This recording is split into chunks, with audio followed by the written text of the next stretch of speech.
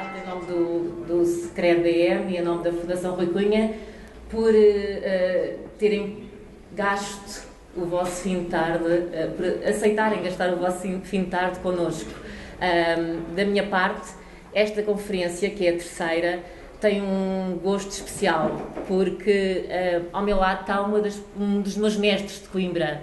É uma pessoa que dispensa qualquer tipo de apresentação, é um servidor da causa pública há mais de 30 anos, um professor de Direito com créditos a nível internacional, cuja bibliografia e obra está traduzida em várias línguas, inclusive em chinês, e portanto eu acho que mais do que uma conferência técnica de Direito, esta será uma troca de pontos de vista, de uma forma informal, como nós gostamos, e como o Dr. Porto, melhor do que ninguém, sabe fazer. Eu, antes de passar a palavra ao Dr. Porto, quero só dizer que no final temos o nosso habitual debate, e para isso gostaria muito que contar com as vossas perguntas e com as vossas intervenções. Acho que é só. Doutor? E é muito. Agradeço muito a honra do convite, e disse logo que sim, como é evidente, sendo da Filipe e sendo da Fundação Rui Cunha. Aliás, enfim, ele está para fora, mas além de outros aspectos de ligação, naturalmente, tem origens na terra onde tem origens a minha mulher e, portanto, em boa parte dos meus filhos e, portanto, enfim, essa ligação também em termos de origens, também asiática, portanto, tem sentido, enfim, já compreenderão de que país. A Filipe pôs muito bem a questão no sentido de dizer que é troca de pontos de vista, porque realmente saiu na proclamação, porque eu indiquei naturalmente a China, a Europa face à globalização, portanto, sobre a China todos os presentes estão muito mais a par, mas mesmo sobre a Europa e sobre a globalização, o que ela disse acho que deve corresponder exatamente ao que vai ser esta sessão de troca de pontos de vista, e se isso for conseguido, enfim, ficarei muito feliz. Há só uma coisa que ela diz errada, mas isso é por gentileza, disse que eu me dedico à função pública há 30 anos, mas infelizmente é há 47. Mas é uma simpatia.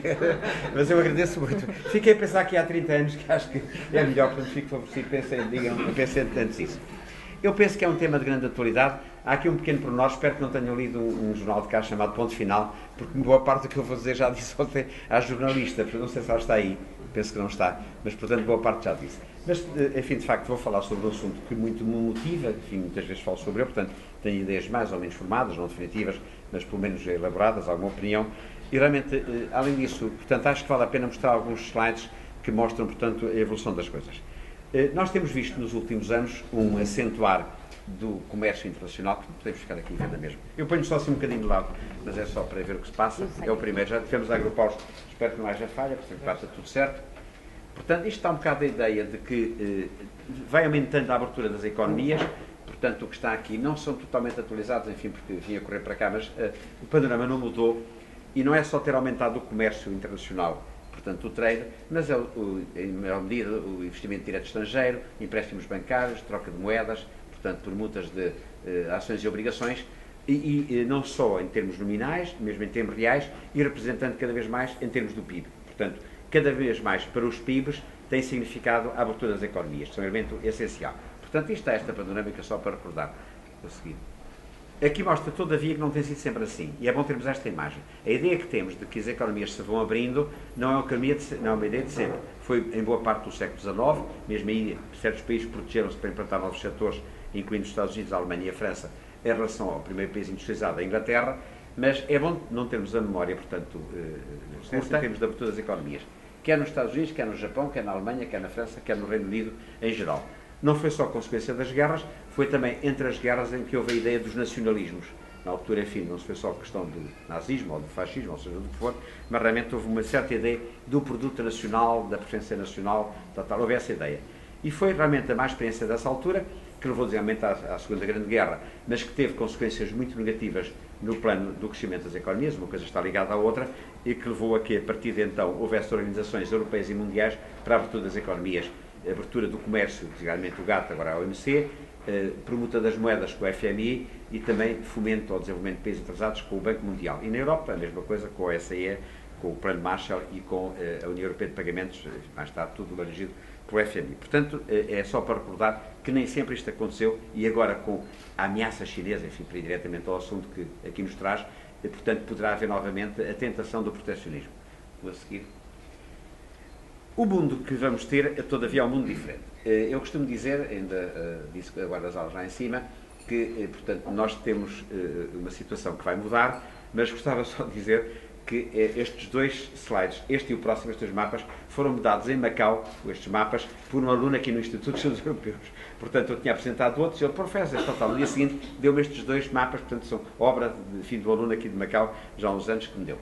Aqui temos o panorama do século XX e começo do século XXI, que é a chamada tríade, portanto, com três grandes potências mundiais, ou três grandes entidades económicas mundiais, os Estados Unidos, a Europa e o Japão. Nós, acima dos Estados Unidos, é preciso ter bem presente isso, nós representamos muito mais em termos de PIB, ou bastante mais do que nem se compara em termos de abertura do comércio. Só para lhes dar um número, para não termos, enfim, temos bem noção das coisas, apesar da subida da China, da Índia e de outros países, a Europa, apesar de tudo, tem, em termos de exportações mundiais, nós temos 38,9% das exportações mundiais e temos, ou das importações, e 37,9% das importações mundiais. E em termos de investimento, gostaria daqui a bocado um mapa que mostra isso. Quando, sei lá, os Estados Unidos estão numa casa muito menor, de 8, tal, portanto, 3,tal, 3,1, e a China tem crescido, o que se nota mais é o crescimento, designadamente entre 2003 para 2010, como parcela das exportações mundiais, passou de 5,9 para 10,6, ainda é pouco, o que é impressionante é que é exponencial. Portanto, essa é que é a situação das importações, passou de 5,4 para 9,3. O a seguir é curioso, porque o tal aluno deu-me simultaneamente este mapa, que tem o panorama da população. Portanto, com a China ainda, portanto, e aí a Europa diminui bastante e tudo o resto diminui bastante. O que vai acontecer no século XXI é que o mapa da população tenderá a ser o mapa do PIB. Portanto, os outros aproximar-se-ão. Isso de maneira que, portanto, é o slide seguinte, aqui temos novamente a população com os números, enfim, como é sabido, a China está nos 1.300 tal milhões de habitantes, portanto, a China 1.000 e tal milhões. A Índia vai crescer mais do que a China em termos populacionais. A China tende para a estabilidade, tal como nós na Europa. A Índia, portanto, não tem tal política do filho único, vai aumentar. E depois, enfim, tem os vários polos aqui também. A perspectiva que se põe, portanto, o seguinte, é que está aqui, possivelmente não conseguem ver bem, mas que é uma alteração completa em termos, digamos, da dimensão dos países. Mas antes dos que estão aqui, eu gostava de lembrar aos presentes, enfim, através de conhecimento, mas gostava de lembrar, que o que foi excepcional em termos da evolução da humanidade foi a quebra da China e da Índia. Portanto, aquela quebra que tiveram é uma quebra que não é histórica. O que vem aqui, portanto, no primeiro, não conseguem ver daí, mas é em 2004 a China ter 4% do PIB mundial e ainda 2%. Portanto, os dois, 6%. Com a Europa 34%, os Estados Unidos 28% e tal, que é o que está aqui em cima, que não se vê muito bem. Simplesmente, e é este o ponto que acho que é curiosíssimo e onde deverá lugar para discussão, porque estou a ser, enfim, num território como este aqui, estou à espera de alguma sugestão, é porque é que estes dois países perderam terreno. Porque em 1820, portanto há menos de 200 anos, eu costumo dizer, é o século em que o meu pai nasceu, portanto não é o meu trisavô, não é o meu tetravô, o meu pai nasceu em 1891, no século em que o meu pai nasceu, enfim, bastante antes, obviamente, ele ter nascido, em 1820, a China e a Índia tinham 42,1% do PIB mundial. Portanto, nessa altura, concretamente, em 1820, são dados de um autor que trabalha para o OCDE, que tem as estatísticas mais, enfim, mais reliable, a China tinha 28,7% e a Índia 13,4%. É curioso dizer quais são os números em 1820.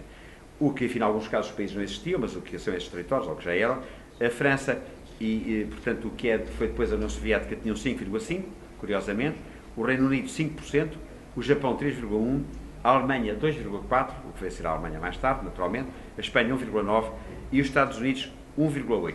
Portanto, em 1820, vejam a diferença com a China 28,7%, a Índia 3,4% e depois os países europeus na casa dos 5%, ou menos do que isso. O que não dá para entender, eu continuo a perguntar a toda a gente, é como é que estes dois países perderam terreno. Impressiona. Porque eles eram mais, vêm os argumentos, daqui já falaremos sobre isso, porque nós tínhamos armas e eles não tinham, roubavam as armas e ficavam com elas. Portanto, era muitos mais e tudo isso. Isso é que é um mistério que, enfim, que é uma questão que eu ponho, enfim, já há bocado fui dizendo, portanto, enfim, tenho família, temos família lá nesse país que é a Índia, aqui na China não temos, mas de qualquer maneira vou perguntando à família como é que vocês perderam terreno. Porque realmente custa a reconhecer isso, enfim, poderá haver alguma pequena explicação para a qual irei daqui bem. De qualquer maneira, portanto, as coisas são o que são, a projeção é esta, portanto, estamos números que há bocado disse, a previsão é que em 2050 a China, portanto, terá 28% e a Índia 17% do comércio mundial. Nessa altura, e este é um número que dou sempre, por razões que já vão compreender bem, aqui, enfim, perante a presença das pessoas aqui, E isso vou dizendo, enfim, agora por razões, enfim, consta que eu gosto de viajar, é mentira, mas já tenho essa fama de gosto de viajar, e entre janeiro e agora já fui desde Timor a Singapura, aos Estados Unidos e tal, e em alguns sítios fiz conferências. E como podem compreender, o número que vou agora dar, dou sempre, desde Timor, obviamente, aos Estados Unidos. Em 2050, segundo projeções da PricewaterhouseCoopers, portanto é uma entidade insuspeita, enfim, um gabinete, portanto, altamente cotado, a maior economia do mundo vai ser a chinesa, a segunda vai ser a indiana, a terceira os Estados Unidos e a quarta, é que eu quero chegar, o Brasil. Portanto, o Brasil vai ser a quarta economia do mundo, portanto, ultrapassar Japão e tudo isso. O que para nós é muito favorável a todos os títulos, enfim, como estou a falar português, enfim, aqui todos percebem, como é que eu fui lá abrir esse mestrado, mas como é que eu posso convencer os timorenses a continuar a ter português com base nos nossos 10 milhões? Enfim, não vou longe. Agora, quando falo no Brasil, em Angola, cada vez mais, em Moçambique, é mais fácil convencer pessoas e depois dizer naturalmente que quem sabe português percebe o espanhol, já vão mais de 250 milhões, e já agora os italianos são mais de 70 milhões. Portanto, é assim que se consegue caçar pessoas cá para a nossa língua portuguesa e, segundo penso, com bons argumentos. Bom, perante esta situação, que é a situação real, portanto, qual é o que está a seguir? Não sei, acho que não é para já.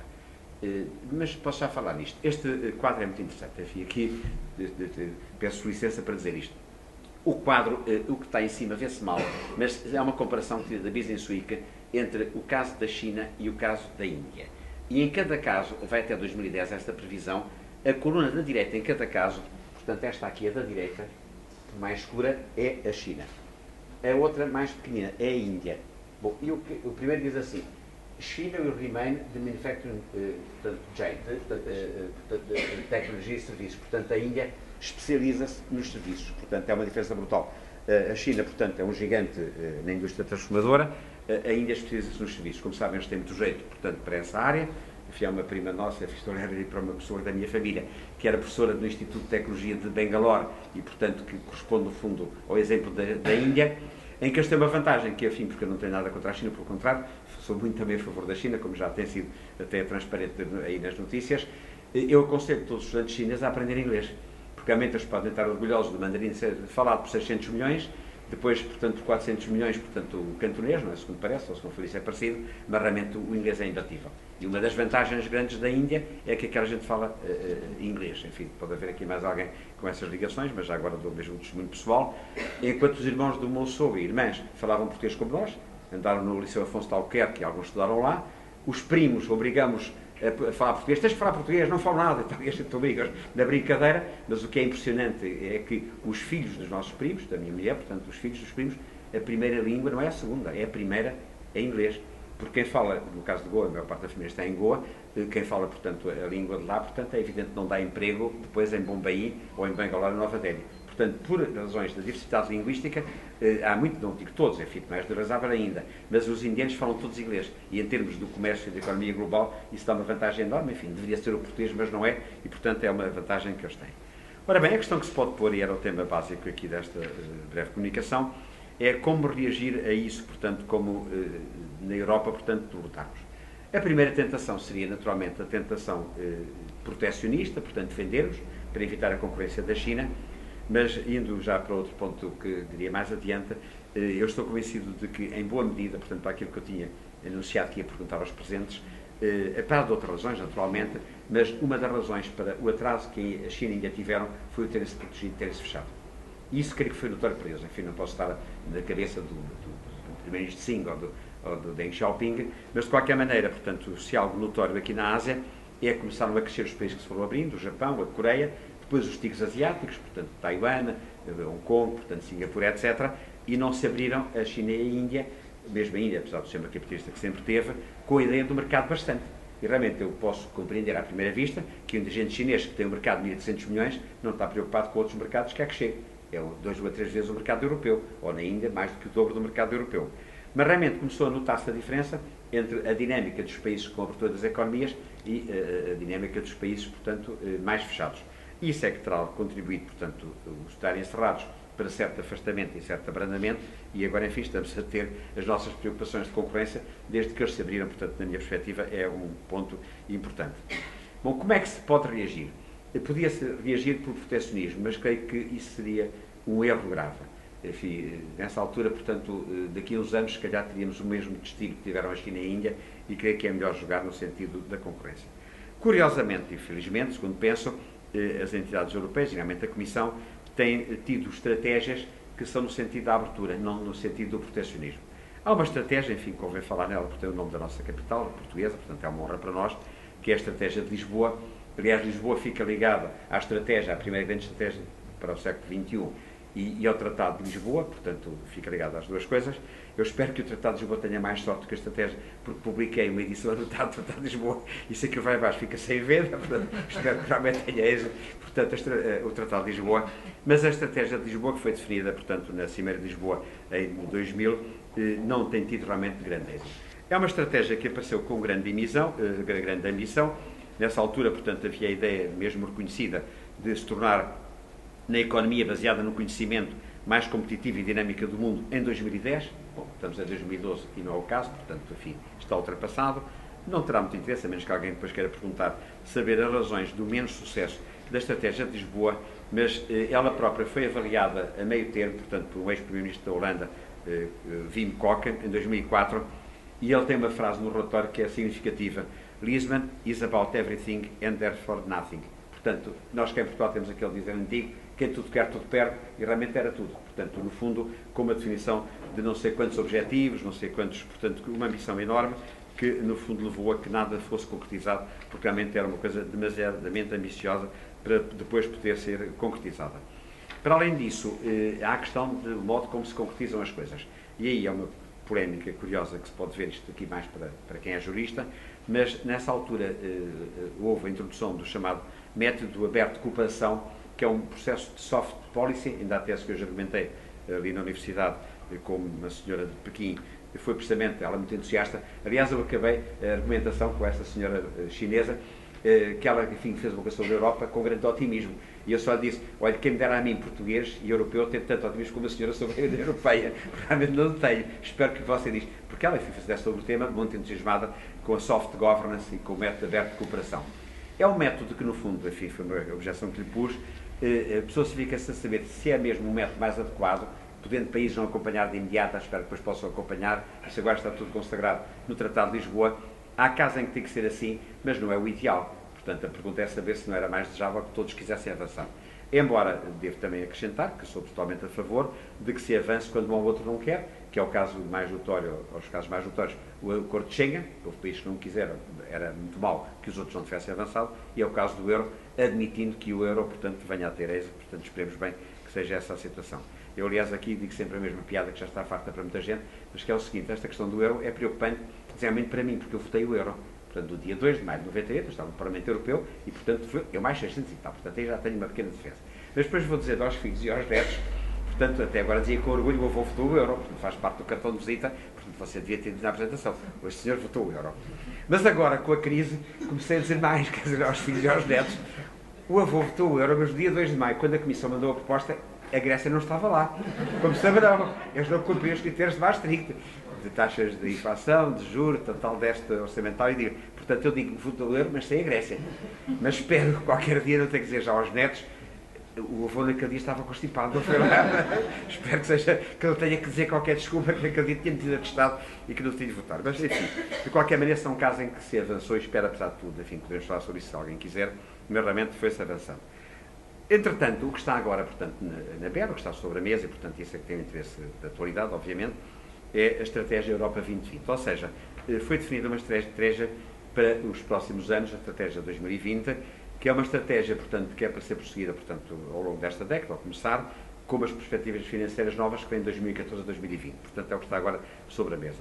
O que é que a Comissão propõe e com que, digamos, em que sentido podemos admitir que seja um elemento favorável e que seja, nessa altura, concretizado? É uma estratégia que tem em conta os desafios novos. Há bocado, enfim, não recordei, tinha aqui esses apontamentos, mas vale a pena recordar. A Europa foi andando com resposta a vários desafios que se foram sucedendo no tempo. O primeiro é, claramente, o desafio da paz. Portanto, como é notório, portanto, como é sabido, aquela Organização de Defesa não se concretizou. Portanto, as organizações europeias, as comunidades, a primeira, Carvento Aço, a 50-51, a Comunidade Económica Europeia, portanto, económica, e a Euratom, tudo muito económico, não é? Mas porque na altura não havia possibilidade, não havia ainda ambiente, poucos anos depois da guerra, em que andaram a matar-se uns aos outros, de haver uma aproximação mais política. Mas claramente por trás estava uma ideia política. E de facto foi um êxito. Eu cito sempre, e volto a citar aqui, com o maioríssimo gosto, uma frase muito bonita do professor Adriano Moreira, que aliás, enfim, na minha perspectiva, e se calhar todos os presentes, é uma das grandes figuras do nosso país, em que ele diz que as guerras foram mundiais, a Primeira e Segunda Guerra Mundial, nos efeitos, afetaram o mundo inteiro, mas europeias na origem. Portanto, puramente europeias na origem. Portanto, foi o expansionismo moral, de modo que temos de ter essa noção. E nós não podíamos, portanto, perante o mundo, portanto, dar-nos ao luxo, enfim, à tristeza, de criar uma terceira guerra mundial. Portanto, foi claramente isso. E tem sido um êxito. Portanto, aliás, lembro, em 60, que eu queria ir para a Áustria aprender alemão, o meu pai não me deixou, porque vai começar a terceira guerra mundial, quando foi a questão do muro de Berlim. O meu pai estava a pensar que era a terceira guerra mundial, eu tinha vivido as duas, nasceu em 1891, mas, portanto, não me deixou mesmo ir nesse ano. Mas, de qualquer maneira, portanto, isto mostra um bocado, digamos, a dúvida que ainda havia na altura. Hoje em dia é uma paz total, enfim, se permitam-me que o diga, enfim, haverá uma razão concreta, mas, portanto, esta animosidade, segundo penso há, entre a China e o Japão, não existe entre a Alemanha e a França. E é impressionante ver como povos que se aliaram, e os outros naturalmente, mas realmente não há qualquer tipo de ressentimento. Quer dizer, as feridas da guerra estão totalmente apagadas. E a pessoa não pode ter a memória curta também aqui. Eu ainda me lembro um dia em que vinha, desculpem eu contar pequenas histórias, mas para mim são muito significativas.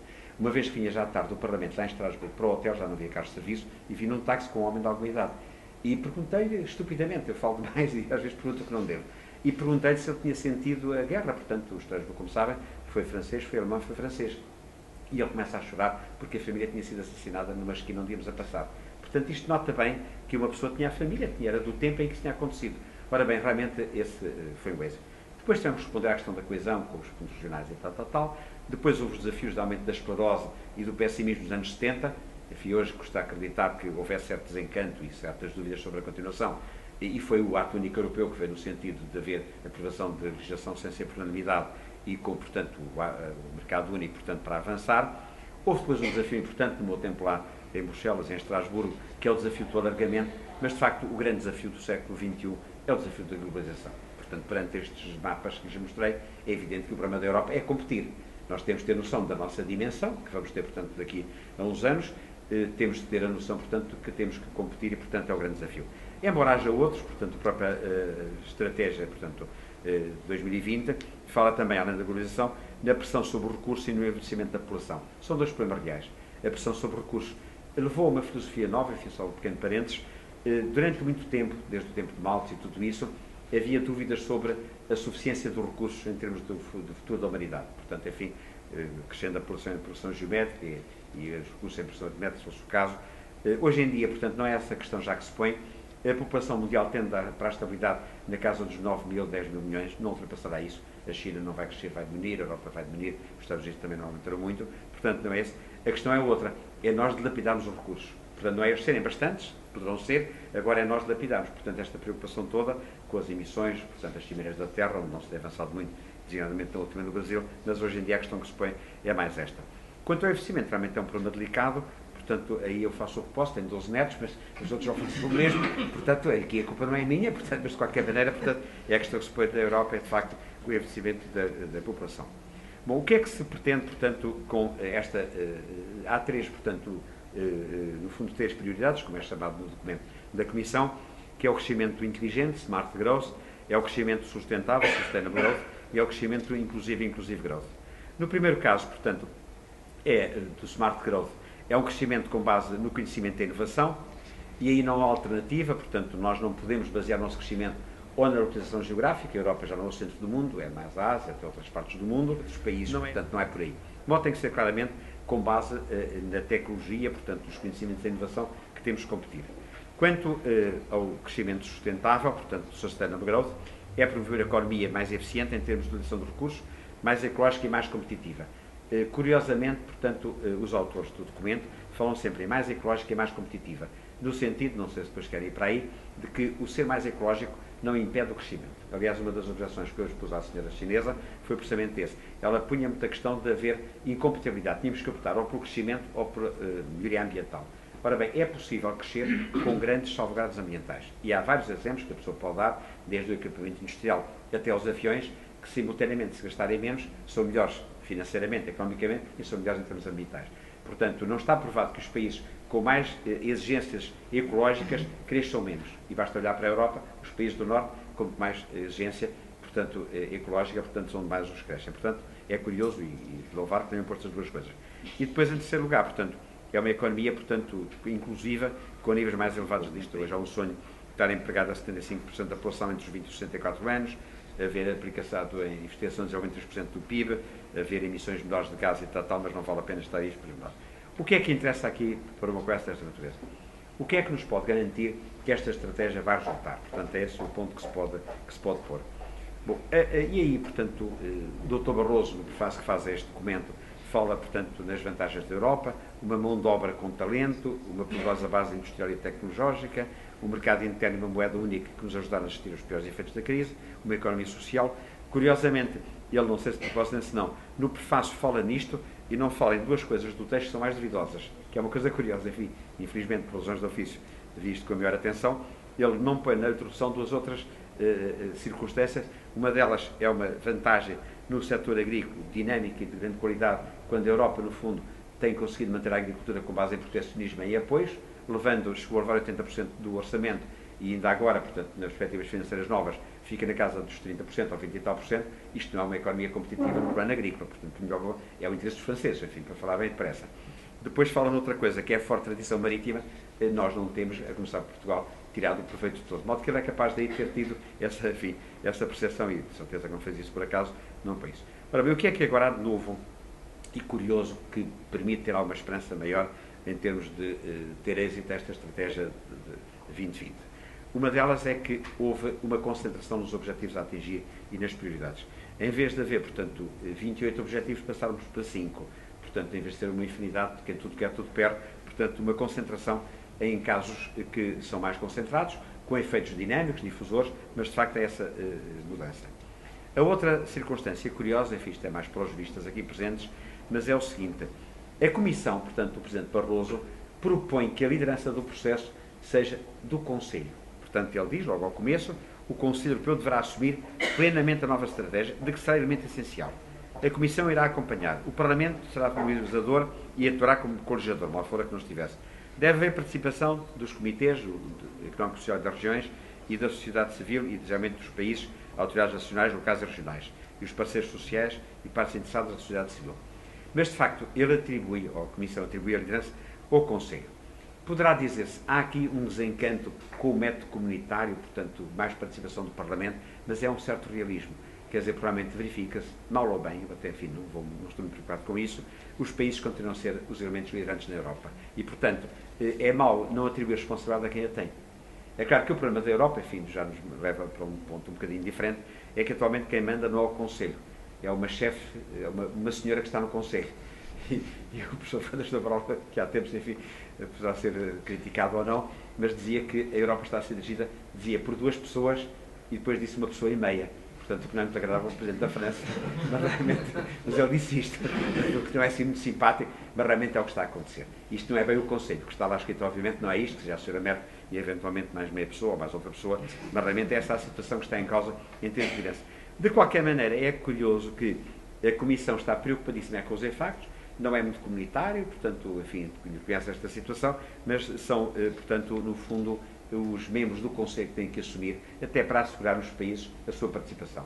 Eu estou à vontade para dizer, eu tenho muito orgulho de ter estado no Parlamento Europeu 10 anos, ainda lá vou muito, passo lá o tempo, só agora em 3 meses vou lá 3 vezes, mas de qualquer maneira tenho a reconhecer que não tem a força que tem o Conselho, o que até é bom. Aliás, eu, quando venho com essa objeção, que não é democrática, é porque em qualquer federação, nos Estados Unidos, ou seja onde for, na Alemanha ou na Suíça, há um órgão que representa diretamente os cidadãos, nós somos deputados europeus eleitos diretamente pelo povo, mas há sempre o Senado que representa os Estados na Alemanha, portanto não me impressiona nada isso, e portanto que o Conselho tenha também um papel, acho que corresponde à realidade da Europa, e portanto, mesmo a última, não sei se repararam, o Dr. Barroso, na semana passada, terça-feira, no discurso da União, portanto lá em Estrasburgo, promoveu, vem nos jornais todos, portanto, uma federação de nações. Portanto, ele usou as palavras, penso eu, ponderadamente, é uma federação, portanto, a gente fica logo aflito quando se fala em federalismo, mas de nações, portanto, nesse sentido.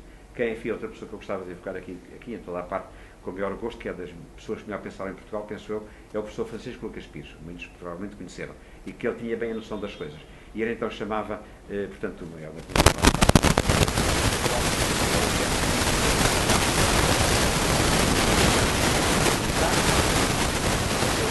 portanto, é um opening, portanto era um gesto político bem identificado, e aqui mais do que dar o nome, portanto depois os cientistas políticos ou juristas que deem a caracterização, mas o que interessa realmente é a origem das coisas. Ora bem, na parte mais económica, o que é que significa, portanto, neste caso, que tem sentido, enfim, dizer para nós? Há um reforço claro na estratégia Europa 2030 da confiança dos mercados, no fundo correspondendo à experiência já verificada. Isto diz respeito quer ao mercado interno, quer ao mercado externo, portanto, à abertura das economias. E então, portanto, este documento fala muito no reforço do mercado único, mais sólido, mais aprofundado e mais alargado, com a noção de que ainda há passos a fazer. Por exemplo, há uma nota que é curioso dizer aqui no território, enfim, da China, portanto, diz o seguinte lá no documento: frequentemente as empresas e os cidadãos ainda continuam a ter de fazer face a 27 ordens jurídicas diferentes para realizar uma única transação. Apesar da harmonização que tem havido com o direito comunitário, ainda há muitos casos que são diferentes. E depois diz-se a seguir que a situação ficou agravada com os argumentos mais recentes, não é? E então diz-se o seguinte, lá neste coma: enquanto as nossas empresas ainda continuam a confrontar-se com a realidade cotidiana de fragmentação e das diferenças entre as normas, os seus concorrentes da China, os exemplos que dão, dos Estados Unidos e do Japão, podem sempre tirar plenamente partido dos seus vastos mercados internos.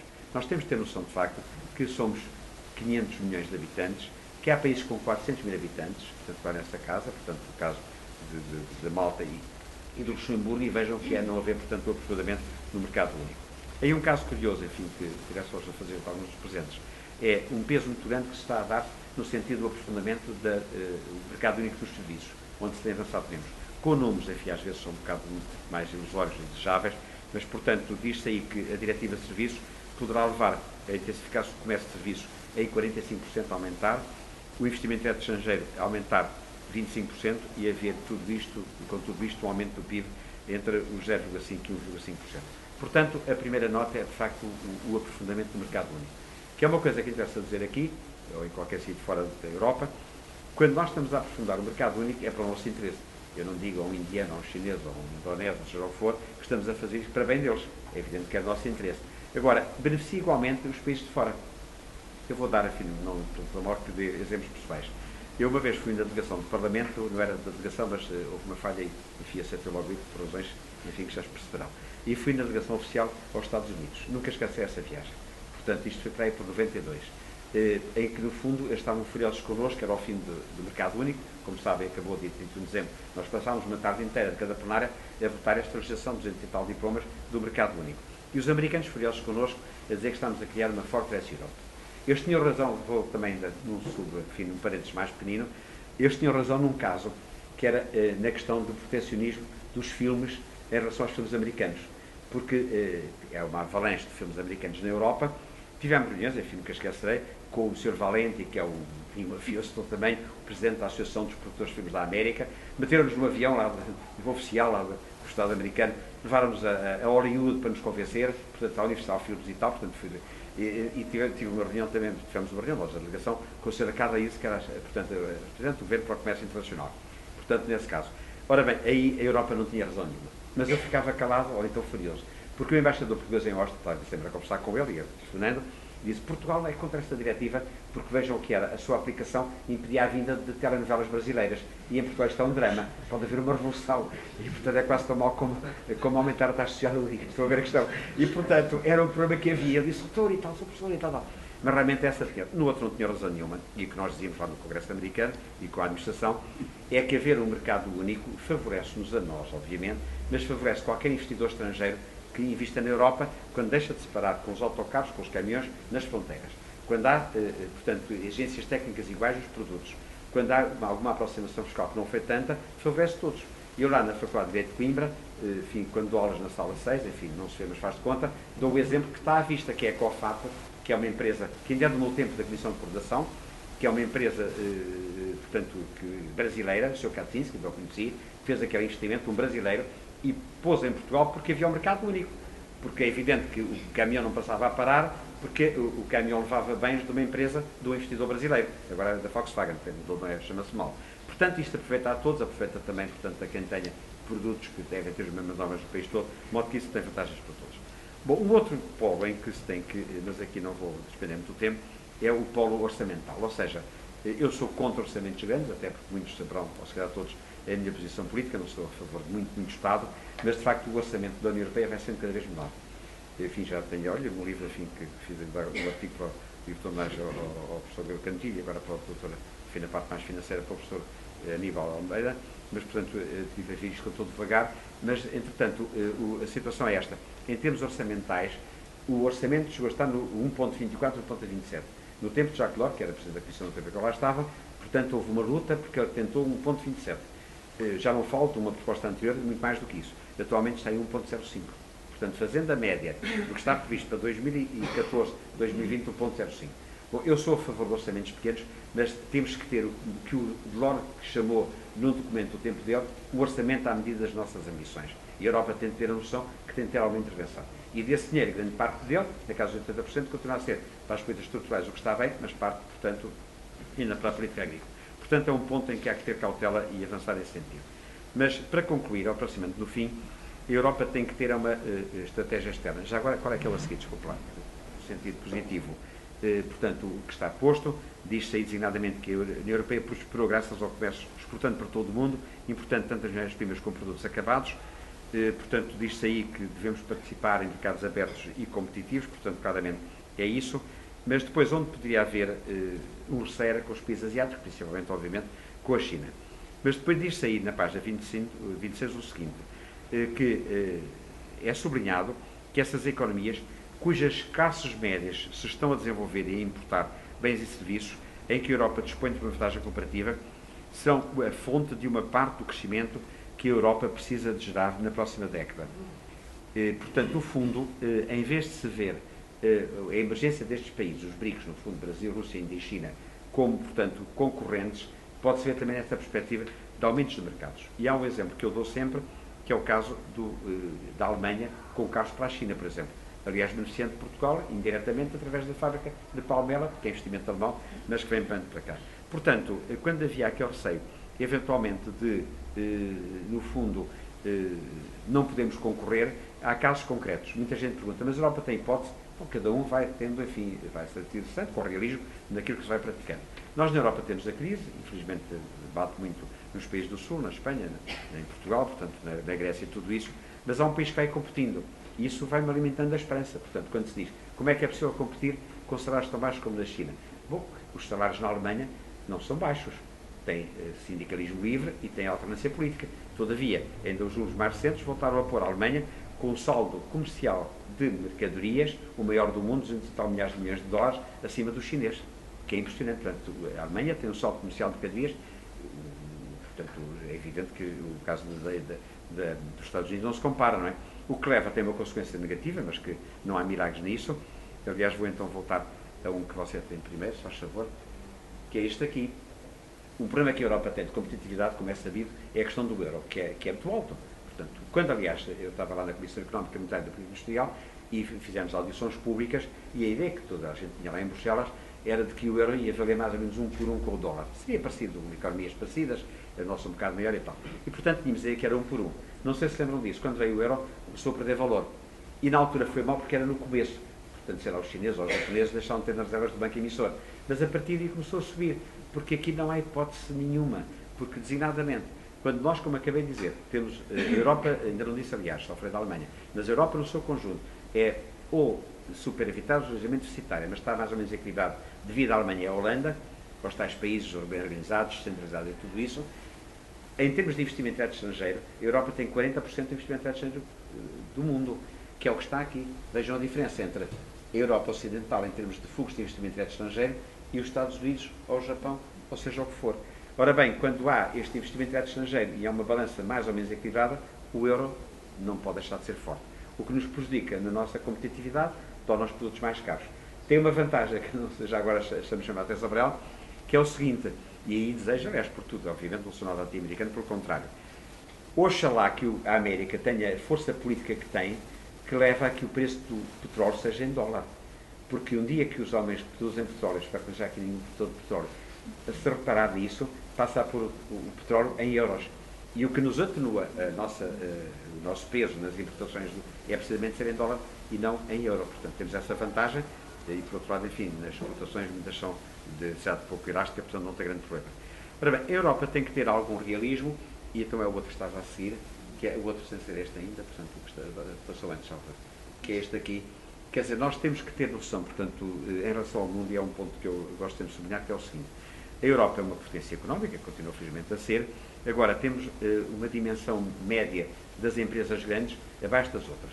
Isto mostra bem a predominância das multinacionais americanas, 2002, enfim, mas as coisas não consegui atualizar, mas não é grande diferença.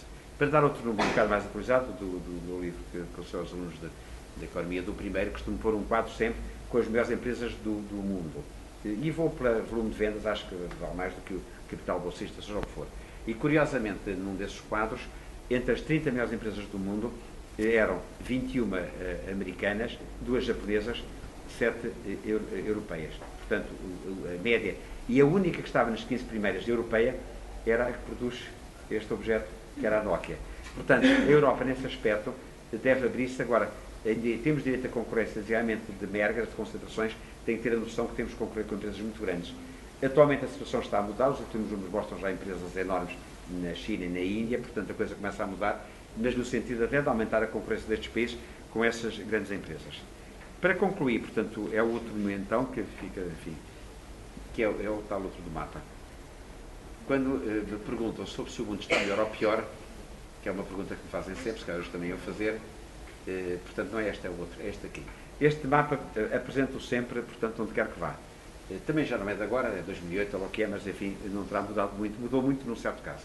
Não sei se estão a reparar bem, vem aqui, portanto, os crescimentos, portanto, dos vários países, ou vários países do mundo, então aqui só uma parte deles, mas vem-se aquilo que sabe, a China a crescer 10%, não é? Tem sido assim, que é uma coisa fantástica, de crescimento da China nas últimas 2 décadas, sustentado sem abrandamento em nenhum, porque lá está, porque quando houve a crise na América, depois na Europa, a China compensou a crise internacional com o aumento da procura interna, é o mesmo da Índia também, com o mercado interno em que chegam ao limiar de classe média centenas ou dezenas de milhões de pessoas em cada ano, a Índia 8,4, mas depois o que costumo chamar a atenção, e acho que é importante chamarmos, é para o crescimento dos países lusófonos. Não sei se estão a reparar.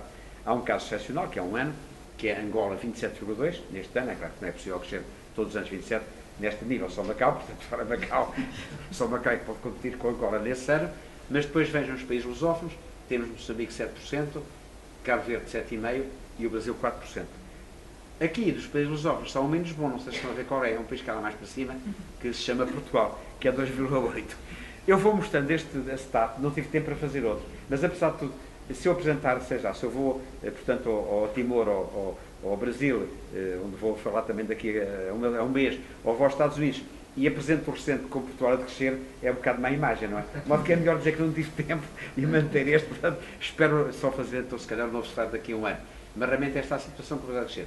O que leva, portanto, àquela situação que muitas vezes me perguntam, não sei se é o caso, saber se com isto tudo o mundo está melhor ou pior.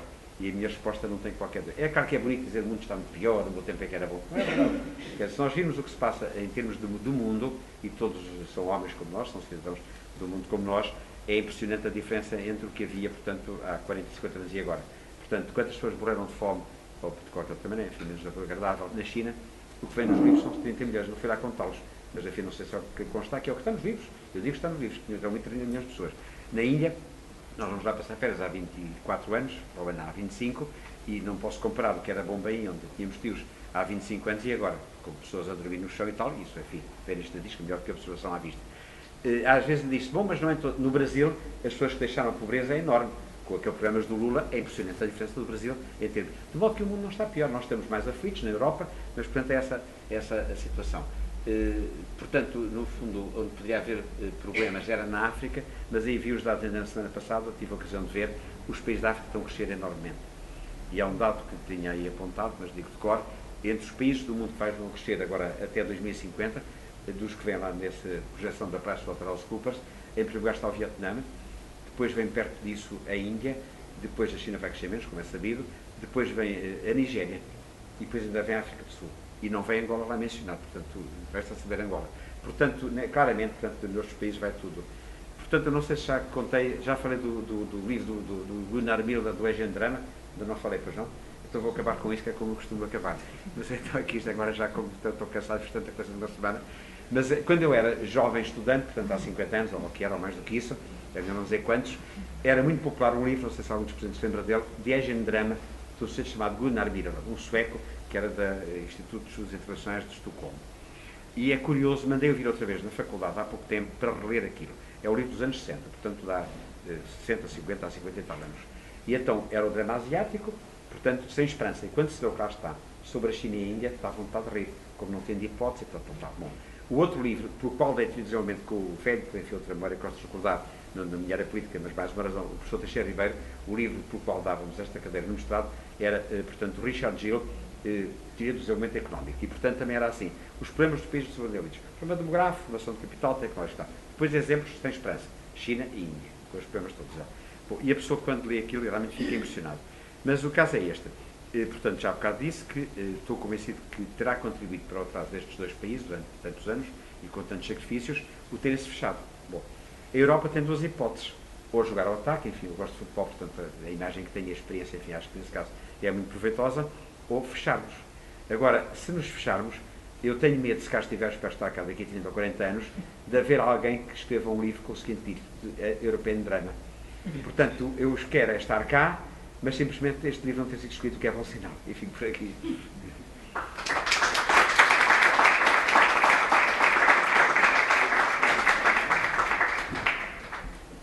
Não sei quem é que quer abrir as hostilidades. De preferência discordando, quer dizer, dê a palavra apenas. Hoje concordo, não tem graça nenhuma. É sempre difícil começar, mas depois... Já temos ali um candidato. Um candidato. Não sei, achas que é preciso? O Red tem. Antes de mais, não alterar.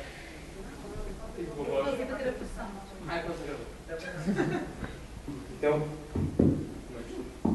Sr. antes de mais, muito obrigado pela clareza da exposição. Eu, relativamente à Europa, também tento ser otimista, mas há uma grande preocupação que eu tenho, e que se calhar é extensível não só à Europa, mas, digamos, aos países mais desenvolvidos, que não estávamos habituados a chamar, que é o desemprego. Olhando talvez para as crises anteriores, mundiais, havia, se calhar, o drama do desemprego, a realidade do desemprego não era tão evidente como é hoje. Ou seja, a minha dúvida é como é que nós ocupamos esta gente toda? Ou então, como é que sustentamos o desocupado? Esta é, digamos, a questão que eu queria. Não, e é mais importante, ainda bem, porque enfim, não podia estar aqui a alongar, mas é mais do que pertinente, obviamente. Bom, quanto à questão de ter expansão na Europa, volto a reforçar o que se, com o meu otimismo, apesar de tudo que vou tendo, não houvesse casos destes na Europa, eu calava-me bom, tendo boa vontade, o senhor tem grandes esperanças, mas há casos realmente de grande êxito, de países que conseguem competir.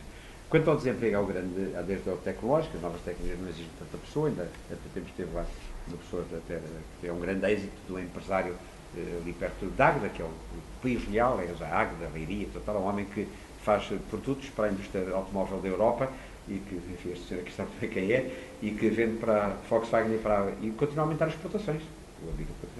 E eu pergunto como vai. Agora, não aumenta os empregados, vai ficar com os mesmos, ganhando agora mais do que um curso há pouco tempo. Portanto, enfim, a situação vai ser esta. Agora, a única via, portanto, é ter um modelo social, e é aí que se quer que se chega, é a questão do modelo social europeu. Muita gente diz que a culpa é do modelo social europeu. Agora, eu sou claramente a favor do modelo social europeu. Agora, com esta atenuante que seja um modelo realista. E o que está, enfim, na Europa a ser investigado, portanto, e penso eu que deve ser imitado, é o modelo que já foi praticado na Dinamarca, que é a flexi-segurança ou flexi-segurança. Ou seja, é um sistema que tem flexibilidade, porque não podemos obrigar um empresário a empregar pessoas. Porque se por acaso ser melhor é muito rígido, não emprega ninguém, então é pior. E aqui depende, quem é empregado ou vais pelos empregados, bom, pode ser. Agora, eu estou mais pregado com os desempregados, sem esperança, e portanto temos que arranjar maneira de não haja um peso para todo sempre num empresário que tenha coragem de empregar pessoas. Portanto, não haver essa rigidez do mercado, que é o que os dinamarqueses, novamente, como é um caso com êxito, vale a pena mencionar, se não era apenas um sonho. Agora, é flexi-segurança, porque como isto proporciona mais dinheiro, permite também depois apoios sociais no desemprego, melhor sistema de reafetação do trabalho e de outra empresa e tudo isso. Portanto, tem que ser nessa via que vamos, portanto, tem que ser na via de flexibilidade do modelo social, mas com todos os apoios sociais, naturalmente, nesse sentido. Mas é o grande problema que se põe, de facto, ao desemprego, tem toda a razão. Isso é que dá que pensar. E não é como alguém disse, não digo quem, exportar os nossos jovens, porque é por cá fica. Espero bem. E já que está a falar de globalização, quando os países aderiram à União Europeia, foi um fenómeno também da globalização. A globalização, por um lado, foi uma abertura aos mercados, mas não foi uma abertura totalmente livre. Que influência que acha que teve, positiva ou negativa, de acordos como, por exemplo, a República Comum, o GATT, o Acordo do GATT, quais são as vantagens e desvantagens que teve agora, passado todos estes anos, e que contributo é que eles tiveram, eventualmente, para alguma crise que está a falar? A participação nestas organizações, pois é, o GATT e o OMC. Pois eu sou totalmente a favor, porque nos permite ter certas exigências. E ainda bem também que faz essa pergunta. Porque eu sou claramente a favor do comércio livre. Enfim, porque as estatísticas ao longo das décadas, eu participei, enfim, não é mal que eu diga, num projeto enorme do Banco Mundial entre os anos 86 e 87, em que tínhamos que comparar, portanto, em vários períodos, enfim, desde os anos 50, o maior ou menor êxito do comércio livre do protecionismo. E é avassaladora a vantagem do comércio livre. Está fora de causa, portanto, a vantagem, portanto, do comércio livre. Portanto, podia ser pensar que, enfim, vamos sem qualquer hesitação para o OMC, sem qualquer restrições. Ora bem, a OMC tem duas vantagens. Por um lado, obriga, portanto, ao abaixamento, o GATT e agora a OMC, não é? O abaixamento de barreiras alfandegárias, portanto, impostos e restrições quantitativas, etc. Simplesmente tem também exigências. E agora tem realmente uma estrutura institucional que obriga a certas exigências. E nós aí temos não só o direito, como o dever de ser exigentes, enfim, estão a ver onde eu estou a chegar, nas exigências sociais e ambientais. Não é só uma questão de proteccionismo, porque quando eu estou a exigir que os países que exportam para nós, enfim, não vou dizer os nomes, mas todos estão a pensar no mesmo, se calhar, que tenham mínimos sociais e mínimos ambientais, e eu falava sempre, é engraçado, enfim, eu peço que alguns estavam muito mais que eu, mas quando ia na delegação do Parlamento Europeu à China, fui oficialmente, tínhamos a obrigação de defender o nosso modelo e de criticar, portanto, certas ausências de direitos na China. E eles aceitavam bem, a nossa cultura. Eles só não aceitavam uma coisa, que já sabem mesmo qual é a questão da integridade territorial do país. Quer dizer, os dirigentes chineses aceitam qualquer crítica e aceitavam sempre bem. Quando não gostavam, davam uma saudação no jantar. Se a conversa era toast, se a conversa em chinês, na altura sabíamos já que e então quando não agrada a conversa, interrompe com uma saudação. Mas o resto, portanto, aceitavam tudo isso. Agora, nós temos, portanto, o direito de nos defender se não há regras mínimas sociais e ambientais, mas quando fazemos isto, é que nós dizemos aos dirigentes, aos responsáveis, que estavam connosco, não aos principais, às vezes, os que estavam connosco, é que isso é para nós bem e para deles. Nós dizemos, quando estamos a exigir isto, é que haja melhor condição para os vossos cidadãos, para eles são os principais beneficiados com isso, e os cidadãos em geral, não só trabalhadores, em termos ambientais. Porque não sei se as coisas melhoraram, mas a última vez fui a Guangzhou há 2 anos, aqui estava um céu aberto, aqui havia-se o céu azul, em Guangzhou quase não havia o céu azul, porque à medida que as proteções ambientais se melhorou, não era uma grande coisa, não é? E aí, é claro que é preciso dizer o seguinte, a China ainda está longe de ser o maior produtor do mundo. Ainda há pouco tempo, há 2 ou 3 anos, a última vez que vi as estatísticas, 25% do CO2 é emitido pelos Estados Unidos e na Europa 80% pelos 4 maiores países da Europa, mais, que é, portanto, a Alemanha, a França, Itália e Reino Unido. Portanto, eram os que poluíam mais, Portugal polui pouco ainda. O caso da China não é a questão geral ainda, global, é o crescimento, não é? Portanto, é isso. Mas nós devemos estar até para exigir isso. Por isso é que, enfim, talvez completando a resposta, foi bom para nós e para todos que a China tenha entrado no OMC. É melhor estar lá do que não estar. E agora entrou a Rússia, começa a dizer, não é? Aliás, há uma professora aqui em Pequim, que é de Pequim, mas está aqui, a professora Vedan, fez a tese comigo, aliás, já em precisamente sobre a China e a Organização Mundial de Comércio. E depois a doutoramento, ela não está aqui, portanto não há perigo, e então achei piada que a tese de doutoramento que fez comigo com o Dr. Cantigo, que defendeu lá, e muito bem, lá na Sala dos Chapéus de Coimbra, chama-se A Globalização e os Interesses Nacionais da China.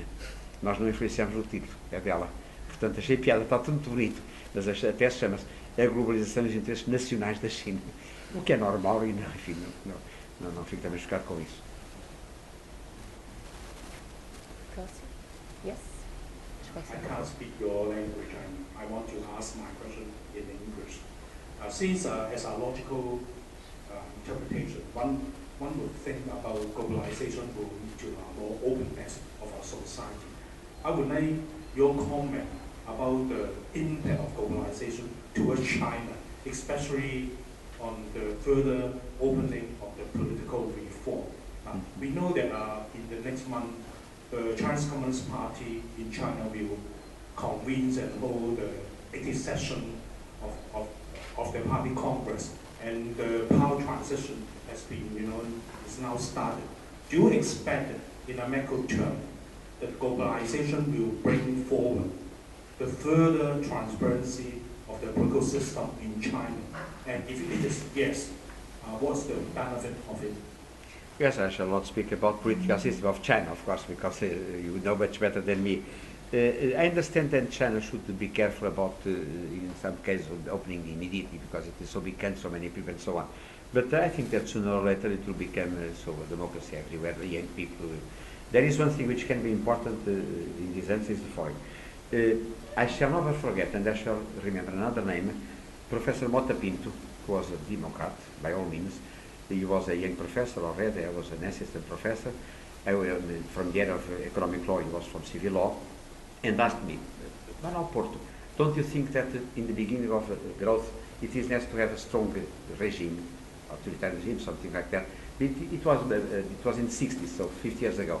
There was the idea that for the beginning, for the takeoff, as the economists, we should have a strong regime. Later on, it is already a luxury of rich people to have democracy. And there, so I'm biased, of course, for the I've quoted, I shall speak about this exactly on the 10th of October. In Brazil, it is in a big conference on globalization, where the first speaker will be my colleague Avalanche Nunes, will not say the same than me, of course, this is for Portuguese friends from Coimbra. But what I say, and I said it in a conference we were there about 3 years ago in India, in the south, with the lawyers of south of India. India is not like China. China is much more developed than India, of course. But India has a big responsibility for all humanity. It is to show that fear of Professor Mota Pinto and of myself is not true, because it is possible, even a big country, not so populated, but anyway, 1,000 million people, to have to take off and grow more than China with full democracy.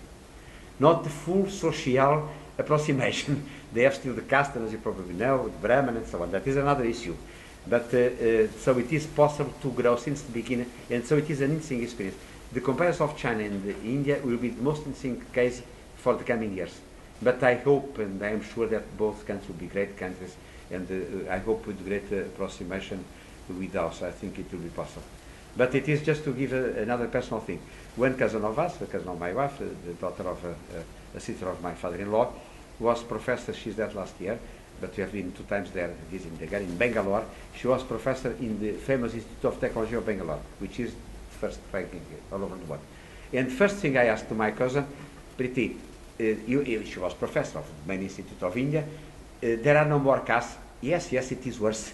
So I don't think it is. But first answer she gave to me was that is so it is not a democracy, social, it's not at all a democracy. But there is so free parties and so on and so on. It will come. If it should be immediately, I have some doubts. I should not say this. As a Democrat, I should say you should move tomorrow to democracy. But I'm not. I shall not comment more about the policies because it's a delicate problem. E felicito pela sua brilhantíssima lição.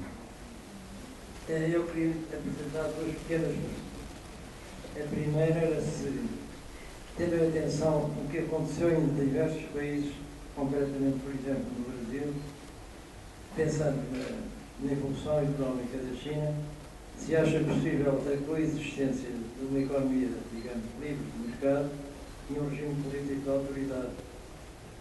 A segunda que eu queria pôr é o seguinte: como eu disse, e citou, e eu também reparei nisso, no seu último discurso, o Dr. José Manuel Barroso falou enfim, o tal lobby político da Federação da Europa das Nações.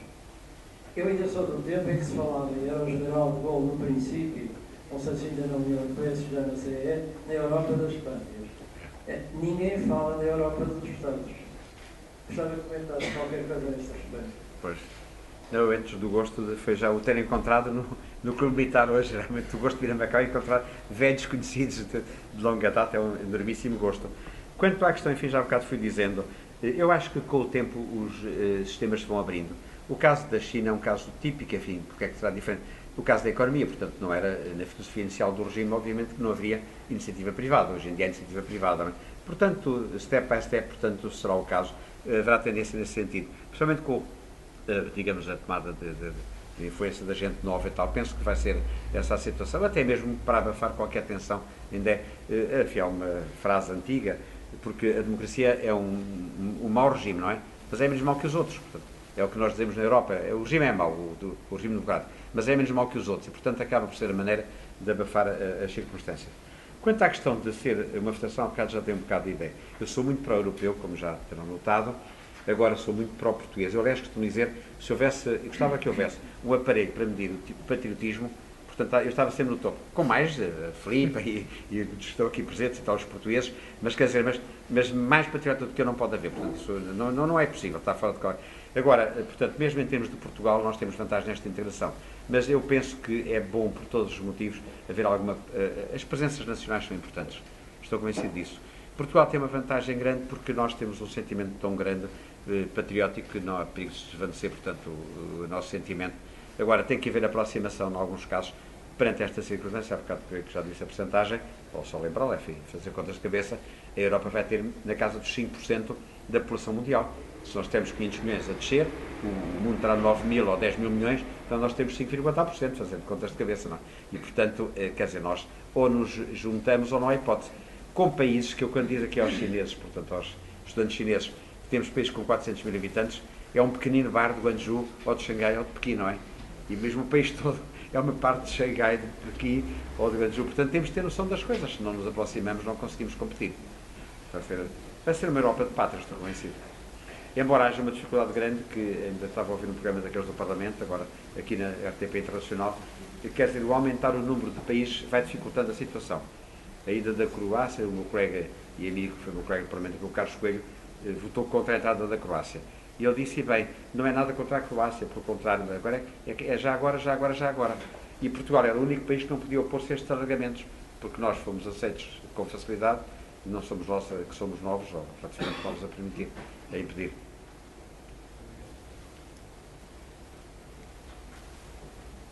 António. Mais nada? Não há mais questões?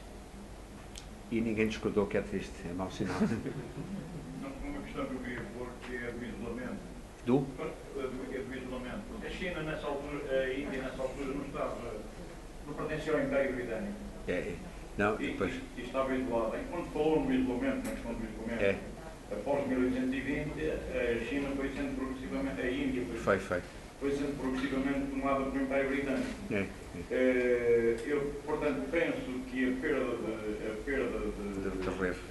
de capacidade da Índia tem mais a ver com a sua situação de dependência política e a falta de poder do que com o isolamento. Se teve isolamento, talvez não tenha sido imposto. Pois. Não, a nós, pois, muito obrigado pela pergunta. A nós, portugueses, é fácil criticar, porque nós, de facto, quer dizer, nós somos bons, mas não éramos fortes para ser maus. Por exemplo, a nossa presença, já hoje falei com alguém, enfim, portanto, por conhecimento da terra, como é natural, quer dizer, a nossa presença foi a última a ficar. Portanto, em Macau até 99, e era, enfim, aqui estou, até tenho medo de falar, estava a retirar a China, portanto, em 74, um senhor chamado Mao Tse-tung, portanto, não era um regime fraco, nem pouco mais ou menos, ficámos cá porque os chineses quiseram, se eles não quiseram, não ficámos, a ideia do MFA era tudo, e estivemos na Índia até 61, que não tem sentido nenhum, a Inglaterra até 47, nós até 61. Bom, e, enfim, já agora aproveito a deixa para dizer o seguinte, porque é que nós ficámos dessa maneira?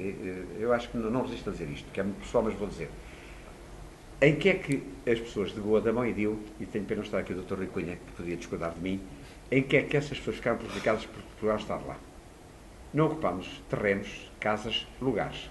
Eu estive, podia ter saído para a família, não soube. Há 3 semanas, há menos, há 15 dias, fui mais cedo para Lisboa, na quarta-feira, para ouvir um senhor de Goa, que foi falar naquele Instituto de História, lá na São Domingos, que eu nunca lá tinha de dizer, mas, portanto, uma coisa sobre a ocupação de Goa da Mão e Dio no dia 18 de dezembro de 61. E disse uma coisa que eu nunca tinha perguntado à família, portanto não sabia, ou por outra via.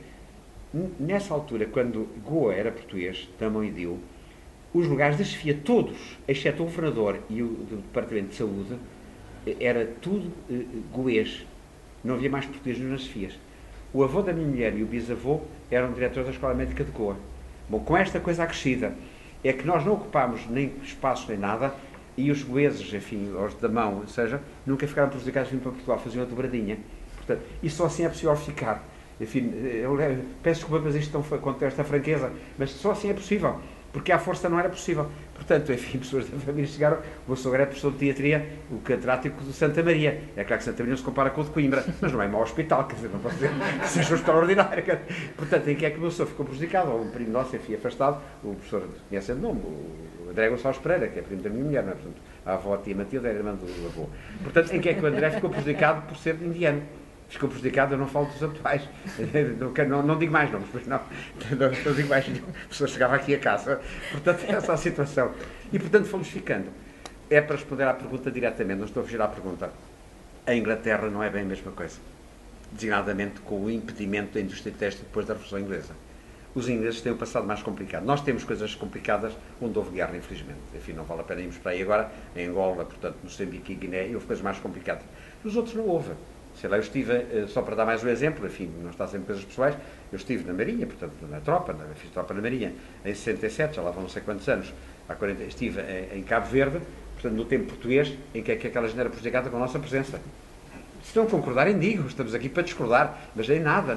E tenho grandes amigos, um deles do Grande Vale de Lisboa, que é de Cabo Verde, portanto, não vale a pena ter. Modo fomos ficando. Esses países, portanto, foi um bocadinho diferente, infelizmente, a situação, designadamente na Índia. Agora, mesmo assim, custa compreender como é que eles, porque havia dispersão do poder, não havia poder central e tal, mantê-los, ainda por cima, por esta razão acrescida, até 47. O que mete impressão, e já disse muitas vezes, ou refleti muitas vezes sobre isto, eu já era um rapazinho, já falava mais ou menos bem tudo isso, e a Índia era uma colónia da Inglaterra. Bom, hoje em dia a Inglaterra ao pé da Índia não é nada. A Inglaterra não vale nada ao pé da Índia. Mas como é que na minha vida, portanto, rapazinho, a Índia, que é uma potência mundial, era uma colónia da Inglaterra. Quer dizer, mesmo assim, custa acreditar que assim fosse, não é? Portanto, mas, enfim, isso aplica-se um bocado à China. E realmente a situação digamos, de política levou a isso. Depois havia aquelas explicações, porque nós tínhamos armas, nós europeus, e eles não tinham. Era roubar as armas ou então fazer iguais, não é? Aliás, se há países que têm jeito para copiar as nossas patentes, são estes países, não é? A começar pelo Japão. Mas realmente impressiona como é que estes países se deixaram dominar. E depois é curioso, enfim, há bocado quis sublinhar isso, mas vou sublinhar ainda melhor, quem começou a globalização foi o Vasta Gama, claramente. É outro ponto que eu sublinho sempre. Em qualquer artigo, venha a propósito das que menciona sempre isso, tem nota de pé de página. E reconhecido, eu cito sempre dois livros de autores não portugueses, que era suspeito. Um, Charles Vint, diz Globalization from Vasta Gama to Bill Gates. E o outro, Martin Page, de Primeira Ideia Global, portanto, com os portugueses. E é realmente o começo, porque uma coisa é ter dado voltas ao mundo, como houve uns chineses que andaram pelo mundo inteiro em 1400 e tal. Há um livro, Circa, qualquer coisa, que é de chineses que chegaram a toda a parte. Mas não se manteve um fluxo regular de transações. Isto não é globalização, globalização é haver um fluxo permanente de ligações, não é? E isso aconteceu com os portugueses. O caso do Vasta Gama é impressionante. Ele foi à Índia, voltou a Lisboa, voltou para lá.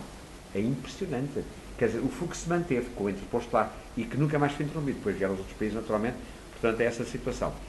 Agora, nessa altura, continuavam a ser a Índia e a China muito mais ricos do que nós. Mesmo em termos, há bocado falei, na aproximação das economias. Não era comércio intersetorial, era intrasetorial. Na altura era intersetorial ao contrário. Porque na altura, o que é que se fazia no século XVI e XVII? Não se fazia nem computadores, nem telemóveis, nem aviões. O que é que havia? Lembrem-se de outras coisas. Era têxtil e cerâmica. Não havia outras coisas. Quem é que os fazia? Quem é que os exportava? Não éramos os europeus, eram os indianos e os chineses. Era a louça de Cantão. Pois estamos aqui bem perto. Ficou-me na memória, nunca esquecerei, em 2 anos seguidos, para Bissé Barreto, onde nós os 3 demos aulas, portanto, pela Fundação Bissé Barreto, que é uma fundação lá de Coimbra, fui dar aulas a Moçambique. E depois, enfim, só tinha uma condição em 3 dias antes para passear. Embora não goste de viajar, mas fui 3 dias antes para passear. Na primeira vez, fui para Nampula e para a ilha de Moçambique. E nunca esquecerei. Tinha sido içado pela primeira vez, ao fim de 500 anos, ou 400 e tal anos, uma nau portuguesa que se fundou no século XVI. E estava lá um professor de Oxford inglês a fazer um levantamento, enfim, portanto, aquilo com toda a cautela, é evidente, e então vi com os meus próprios olhos o que vinha na nau portuguesa, que vinha daqui da China, portanto, para a Europa, era cerâmica. Portanto, a exportação, nós mandamos cavalos, outras coisas, ou então metais que vinham da América Latina e tal. Portanto, era uma situação comercial, eles eram grandes potências e, por outro lado, exportavam produtos mais elaborados. Tudo mudou, foi com a Revolução Industrial Inglesa, em que a Europa teve essa vantagem. Agora, como é que eles não reagiram mais cedo? Isso é que me admira, quer dizer, como é que a China e a Índia aceitaram a nossa presença, a presença europeia. Eu, a portuguesa, ainda a percebo, embora não seja fácil. Agora, a inglesa, salvo devido respeito, é mais difícil de entender. Mas é um facto, portanto, ia estar já na muda, mas eles agora vingam-se. Quem é aqui chinês, portanto, os presentes chineses vingam-se. Espero bem que no sentido de terem comércio igual por igual. Gostava de fazer uma pergunta, não é muito agradável, mas é o seguinte, gostava de saber a sua opinião. Gostava de saber a sua opinião no sentido de saber se iremos assistir nos próximos anos a um empobrecimento generalizado da Europa ou iremos assistir a uma Europa dividida entre países ricos e países pobres, necessariamente critérios. A minha preocupação é mais no segundo sentido e não no primeiro. Portanto, voltando a recordar os casos, ainda no índice da competitividade, que saiu agora há 15 dias, vem nos jornais económicos, o primeiro é a Suíça, com uma manobra caríssima e tal, depois vinham vários do Norte, vêm sempre os do Norte. E, portanto, esses países competem. E, claro, numa altura em que a China começa a aumentar os salários, começam a ser mais baratos no Vietnã e noutros sítios. Agora, o perigo real, enfim, ainda bem que fez a pergunta, é de facto essa separação. E volto a citar com enorme gosto, portanto, uma coisa que o professor Irene no outro dia fez 90 anos, e eu fui, obviamente, ao jantar de anos dele, para no dia seguinte, e ele voltou a falar nisso. O medo que ele tem, enfim, que eu compartilho, é que a fronteira da Europa deixe de ser no sul da Europa, passa a ser um bocadinho acima, Portugal, Espanha, Itália, tal. Portanto, é isso. Antigamente era o Mediterrâneo, portanto, não era, o começo da Europa era no Mediterrâneo, e começa a ser cá para cima. E isso é que realmente, começa a haver duas Europas, isso é que é preocupante. Agora, há o aspecto positivo, que é pensar que é possível, repito, com salários altos, competir com a China, com a Índia, com o Brasil, com tudo, não é? Agora, estes países é que têm que... Depois há uma coisa, fico no registro a dizer o seguinte, perante o êxito da Alemanha e de outros países, a Alemanha não vai crescer muito, mas continuar a competir, mesmo essa tal projeção que eu disse, não tem um crescimento, é do 1,tal, 2,tal%, mas países muito ricos não podem crescer mais do que isso. Agora, a reação com a Alemanha, não sei se tem acompanhado ou se, enfim, tem sentido essa reação, é má vontade contra a Sra. Merkel. Os alemães deixaram de ir muitos para a Grécia, porque eram insultados e tal, e foram para Portugal. Portanto, foi bom para nós, para já, até ao momento em que sejam insultados em Portugal, mas para já beneficiarmos dessa má vontade, até lá chegar. Agora, há aqui uma coisa que isto faz-me lembrar um bocado, portanto, é claro que ela também não tem sido, ela não é o seu coro. Cada um tem os seus heróis na vida. Eu tenho dois heróis na parte europeia, obviamente, há outros noutras áreas, a começar pela família. Mas, de qualquer maneira, os meus dois heróis são o Sr. Jacques Delors e o Sr. Helmut Kohl. Aliás, enfim, correspondendo a isso, tive sorte num caso, no outro não. Consegui já o Jacques Delors a Portugal, portanto, em minha casa, enfim, nunca mais tive esse dia, tirei fotografias, como é evidente, um bocado de parou, mas fiz isso. O Kohl não consegui trazê-lo para doutor honoris causa. Enfim, não levem mal que diga isso. Falei na faculdade, que é um bocado complicada, e, portanto, a gente estava de acordo, e mandei por uma senhora do PP a que eu pertencia, que era o grupo dela, se ela aceitava isso, e ela disse-me segunda-feira seguinte, teve que ir embora, aí eu estava muito triste, foi quando aquele problema de haver verbas para o partido e tal, mas são os dois heróis, esta senhora não é a mesma coisa. Agora, a reação contra a Alemanha pode ter duas, há pessoas que reagem assim, a culpa toda é da Alemanha. Portanto, a culpa de nós estarmos mal é que os alemães são muito eficientes, e, portanto, deviam abrandar a economia, deviam não sei quantos. Eu acho que é um bocado o sentimento digamos, de má vontade que se tem contra o bom aluno na turma e que a pessoa tem inveja dele, não é? Quer dizer, ele é o bom aluno, não é? E a pessoa tem sempre, nunca se vê de bons olhos o bom aluno da turma, não é? Quer dizer, aquele chato que é um bom aluno, no modo que é um bocado essa situação. Agora, a ideia é esta, será que então era bom para nós que a Alemanha não fosse tão forte? Quando falo na Alemanha, falo-se na Holanda, na Bélgica, na Dinamarca e tal. Agora, o perigo, respondendo diretamente à pergunta, o perigo é esse. É que haja realmente as diversidades e temos que reagir, mas o problema é nosso.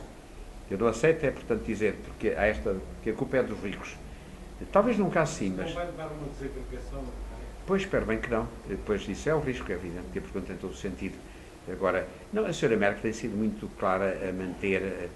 Por outro lado, há uma coisa para que a Alemanha tem sido sensível. Nunca mais me esqueço, quando havia, portanto, no tempo do Kohl, e depois ia ao Ministério dos Estrangeiros, ao meu grupo político, portanto, falar.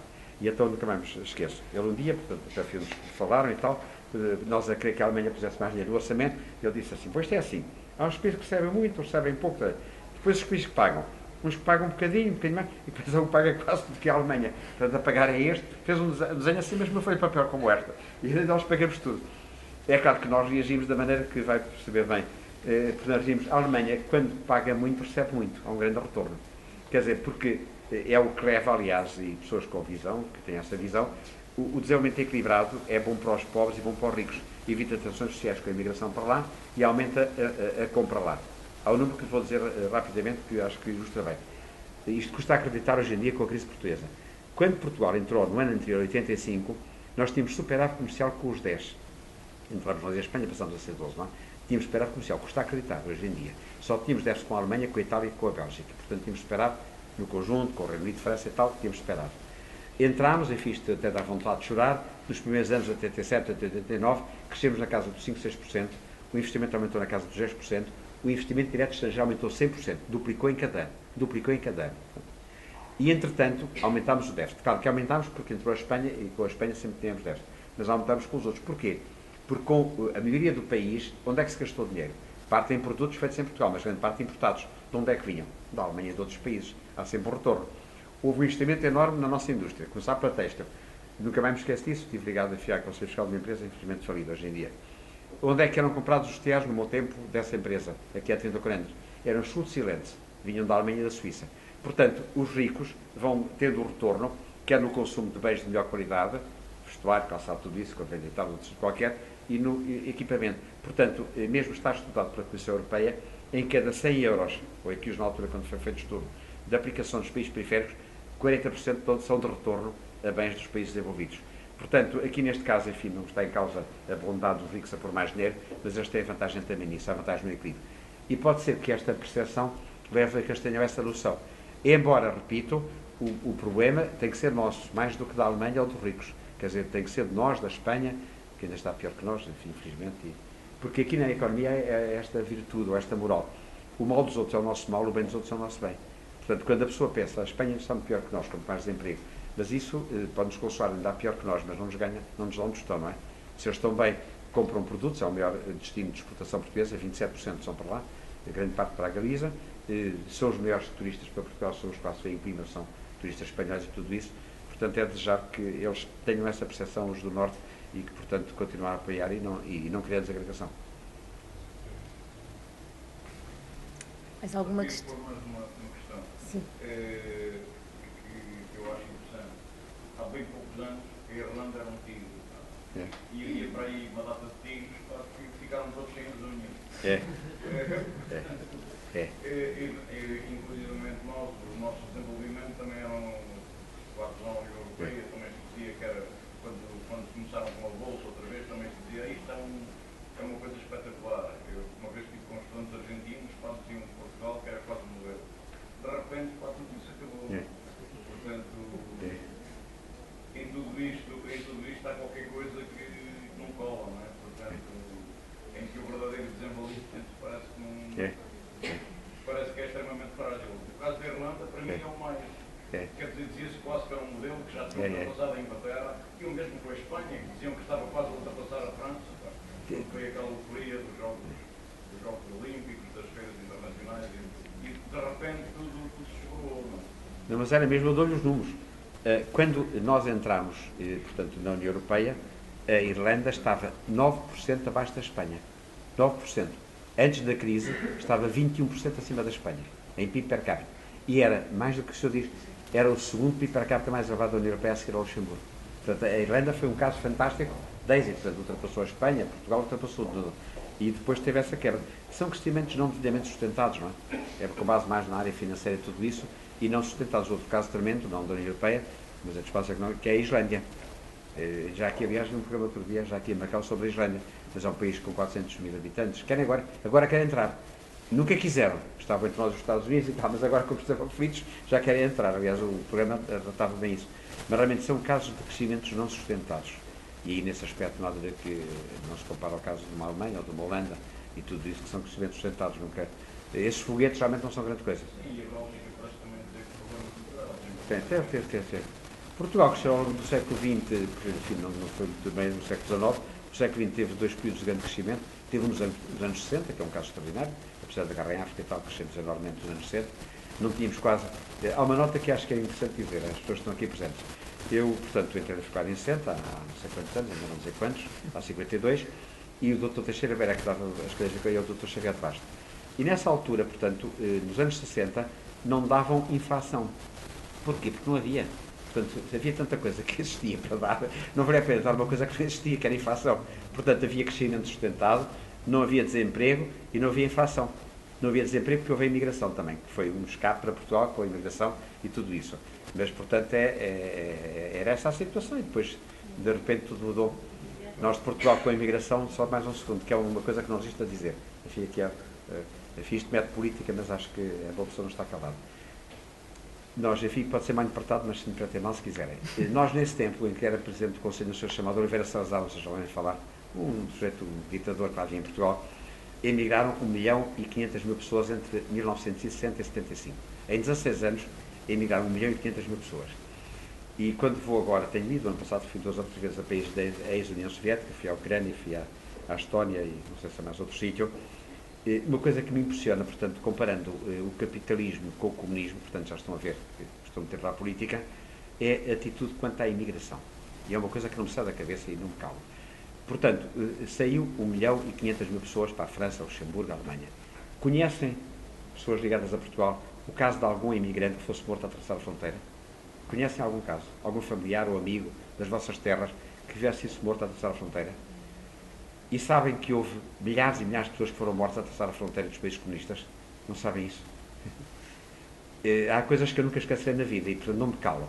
Eu, no avião de Tallinn para Frankfurt, vinha na Lufthansa, sentou-se ao lado de mim um senhor de 74 anos. E eu, dizem que falo muito, portanto, queria tomar conversa, consta isso, e não me arrependo. Portanto, apesar de tudo, apesar das repreensões da família, de falar menos, mas de qualquer maneira não me arrependo.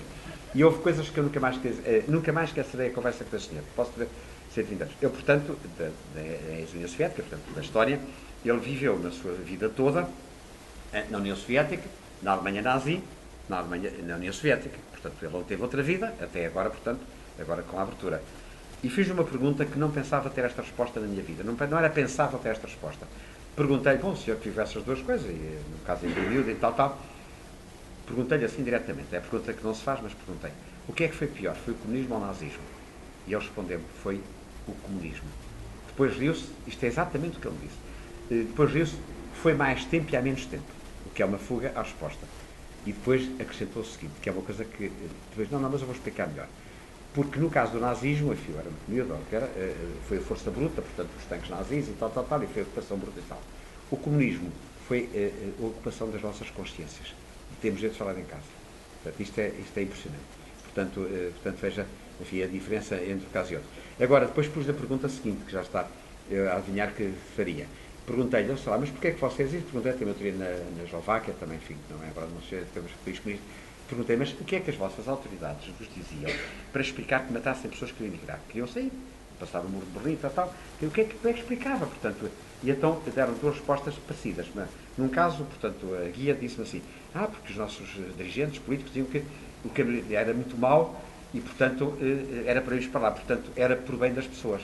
Quer dizer, para ir a uma coisa má, matavam-nos antes de ir, porque ao menos não tinham, digamos, a coisa penosa de estar mal. Era para bem delas. E, bom, mas era isso que era. E outro caso disse parecido porque era muito perigoso. Portanto, para evitar o perigo nesse sentido. Mas esse senhor, portanto, disse-me depois, enfim, continuei a conversa, disse, mas admira-me, porque morreram dezenas ou centenas de milhares de pessoas a atravessar o muro, a fugir, são centenas de milhares. Sabem de algum caso, de algum julgamento até hoje? Houve assassinatos, houve crimes. Alguma pessoa foi julgada até hoje? Pergunto aos presentes, ouviram falar? E poderá dizer-se, mas quem matava cumpria ordens. Então é o chefe. Então julgue-se o chefe. Mas qualquer jurista aqui presente, portanto, sabe que o crime tem que ter um julgamento. Não há um. E ele disse uma coisa que é outra que eu não esquecerei. Disse, senhor, cuja questão é exatamente assim. Mas alguém falou, não. Quando era a Presidente, era uma senhora que eu nem sabia que era uma Presidente da República na história, não estava a par, enfim, são países muito pequenos, não estou muito a par, ou nada a par. E o marido da Presidente da República começou a levantar esse problema, sabe o que aconteceu? Foi assassinado. Portanto, a coisa é complicada. Porque se vai muito longe na Rússia, não vale a pena dizer o nome, pois não? Começa por P. Se começa na Rússia, onde é que acaba? Onde é que acaba o julgamento? Estão a ver a questão. Portanto, isso é que é tremendo. De modo que eu não tenho nada contra os regimes, agora isso é uma coisa que acho que não se pode, as nossas consciências não podem calar esta situação, que é tremenda. Para não falar de outras coisas. A senhora com quem, enfim, que me convidou e com quem andei lá na Ucrânia, em Kiev, uma professora universitária, portanto, da União Soviética, não é? Portanto, disse-me que, enfim, a conversa proporcionou-se, vivia 4 famílias, não é 4 pessoas, 4 famílias num T4. Portanto, ela viveu toda a sua juventude e doutorou-se num quarto em que estava o pai, a mãe e a avó. E ela fez a tese de doutoramento na cama. E quando iam à casa de banho, havia um contador para cada família, era tudo racionado. Portanto, ligavam um contador para não estar, portanto, a debitar noutra pessoa. Portanto, vejam as condições de vida também que havia. Portanto, De modo que isso, enfim, mostra um bocado o que é o tempo e parece que as pessoas estão a esquecer-se de tudo isto. Mas já estou metendo na política, isto ainda acaba mal. Já estou isto ainda acaba mal. Nuno. Só queria voltar atrás, apenas uma pequena nota, para tentar até explicar um pouco como é que funcionou a globalização e o que é que ela contribuiu para um pouco para a desgraça que está a acontecer no sul da Europa e eu não sei se tem ou não, e gostaria de mais saber se acha que tem alguma relação. Você acha que ela não tem nenhuma relação? E a minha segunda pergunta, já agora também a sua opinião, é em que medida em que, se nós considerarmos agora os países que mais estão a ter maior produção mundial, também tem alguma participação no Estado por trás dos investimentos? No Estado? Na parte dos investimentos. É o caso da China, é obviamente evidente, mas, por exemplo, nos outros casos, como o caso de Singapura, por exemplo, tem um Estado sempre por trás a promover o investimento, às vezes de forma direta. Eu perguntava em que sentido é que acha que, numa situação de crise em que os investidores particulares têm cada vez mais receio, como é o caso, por exemplo, agora Portugal parece ser mais do que evidente, mas no sul da Europa, os próprios investidores privados têm cada vez mais receio de investir, precisamente porque, por exemplo, têm medo do lado da procura do que é que vai acontecer. Em que é que acha que os Estados têm que pensar a forma como devem ajudar pelo menos no investimento? Eu vou ser muito direto e não cauteloso. Quanto à questão do sul da Europa, não é tanto a globalização, eu penso que é mais a rigidez do que está a ser seguido nas políticas da Europa. Concretamente, a política monetária, aí é que render homenagem ao Banco Central Europeu, porque está com uma taxa de referência historicamente baixa e, portanto, promove. Agora, enfim, é o que está em jornal também, portanto, eu não canso de dizer, eu nunca aprendi, portanto, nunca ensinei, aliás, eu se calhar tenho que fazer uma nova edição, eu disse isso na coisa que fiz nos Estados Unidos, portanto, lá. Portanto, eu nunca li em livro nenhum que quando há uma depressão, enfim, o que ensinei, costuma-se dizer, desde o Keynes, que aumentar a despesa e diminuir os impostos. Eu não consigo explicar aos alunos se isto realmente vai mudar, tem que mudar as lições ou deixar de dar aulas, porque eu não consigo explicar a um aluno que para haver retoma quando há uma depressão é diminuir a despesa, aumentar os impostos. E não é isso que se aprende no livro do Teixeira Ribeiro, por qual eu aprendi há 50 anos, o que lá está é isto, e ele é uma pessoa insuspeita, politicamente insuspeita, nesse sentido. De modo que há uma certa rigidez e isso é que tem que mudar. Claro que eu agora defendo o partido dizendo que a culpa é da Troika, não é? Quem quer dizer, de outra partida dizem que a culpa é do meu governo, não é? Mas de qualquer maneira já está a perceber a minha posição política, não é? Agora, realmente é de uns exageros que tremendos, não está em parte nenhuma escrito. Eu pergunto onde é que eles leram, que livros é que eles leram? Não o Samuel, nem o Nordhaus, não é nenhum, não vejo em nenhum esta situação. Podia-se dizer, bom, é isso tudo muito bem, mas não há dinheiro. Agora tem que haver formas de flexibilizar as coisas. Isto não significa dinheiro mal gasto. É evidente que tem que se realizar, portanto, o investimento, não pode fazer-se coisas. Enfim, eu estou à vontade para dizer, porque não sei se há mais alguém que seja de origem alentejana, eu sou. Eu tenho muito orgulho em que haja um aeroporto em Beja, porque sou alentejano, de origem, pai e mãe. Agora, ter um aeroporto não havia avião nenhum, não vejo vantagem, confesso. A minha posição é diferente quanto às estradas. Podem ter pouco movimento, mas sempre tem movimento e, portanto, se alguém salva uma vida, ou tem acesso cultural ou de escola, seja o que for por essa razão, eu tenho que respeitar isso. E não me importa como contribuinte pagar para isso. Agora, coisas de género é que não. Por outro lado, foi uma coisa que vinha reproduzida e bem no jornal, além disso, em Portugal, o investimento tem uma matriz, e a construção em geral, naturalmente, tem uma matriz muito portuguesa. Tem um efeito induzido na economia muito grande. Portanto, já há uma pessoa que disse que só dava emprego a ucranianos, mas isso não concordo. Há lá muito português, a cada dia não se ria. Mas, portanto, não é o caso, é uma matriz muito portuguesa. Agora, tudo com cautela e tudo muito criterioso, não é? Mas, portanto, aí a culpa é da rigidez das políticas seguidas mais do que qualquer outra coisa. Porque nós estamos a continuar a competir. O caso que eu já disse e que continuo a dizer, está ligado aqui bem à China, portanto, a fábrica de Palmela, que foi um êxito de investimento, só tem um defeito, não ter sido em Coimbra, não? Fora isso, está tudo bem, fora ter sido em Palmela. E não ter sido em Coimbra, não ter Palmela. Mas, de facto, é um caso nítido de aproveitamento da globalização, investimento em tecnologia alemã, com grande êxito, portanto, em Portugal, e com exportações agora para a China. Portanto, é o melhor dos mundos, com a globalização. E esperemos que haja outros casos também. Só uma pergunta muito rápida. Para fechar? Voltando às suas palavras, como chegar ao ataque, a Portugal a solução da migração? Não, nada. Devias ficar lá tudo em Portugal. Discordo inteiramente da imigração. Mesmo para Macau, que é uma coisa muito de luxo, mas mesmo isso. Não, portanto, é assim. Acho que, portanto, aceitar que haja, portanto, enfim, as pessoas são livres e não, mas é tentar que as pessoas fiquem por lá, não é? Naturalmente, que eu não concordei com o meu chefe. Não, ele disse aquilo, não era bem isso que eu queria dizer. Não, é tentar que fique lá a juventude, se nós estamos a formar pessoas para ficar para fora. Temos poucos recursos, uma população envelhecida. É. O que é que podemos oferecer?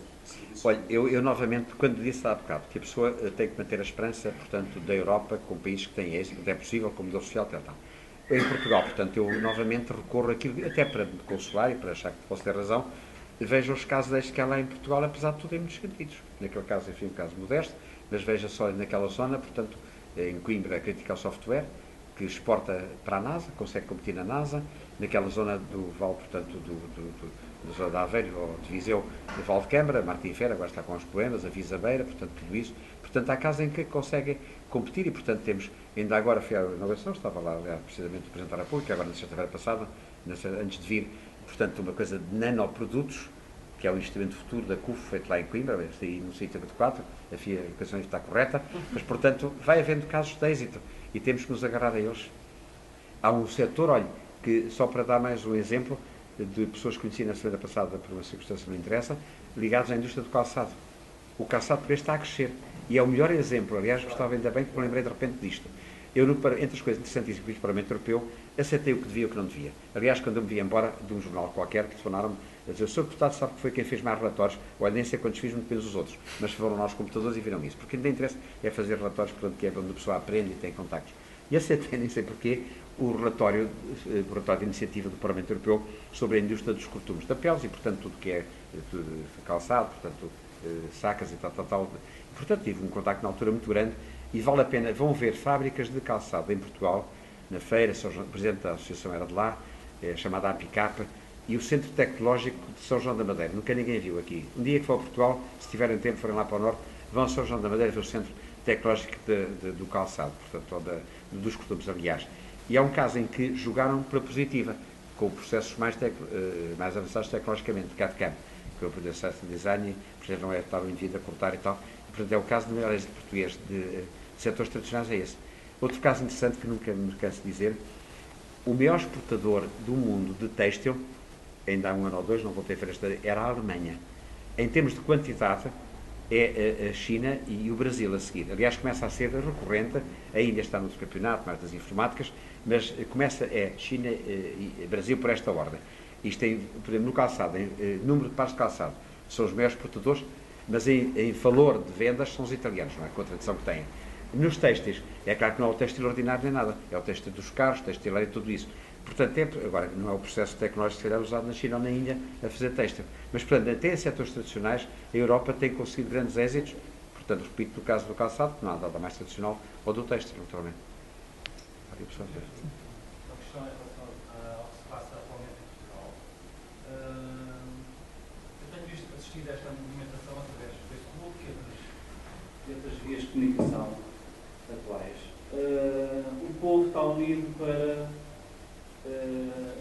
pôr este governo em baixo, ou seja, para retirar o poder a quem lá está. Porque eu estou totalmente de acordo, porque eu penso que as pessoas podiam unir esforços e tentar motivarem-se internamente, individualmente cada um. Portanto, tentar criar pequenos núcleos que produzissem a sua própria riqueza. O português vem para fora, de Portugal, e vem trabalhar muitas horas por dia.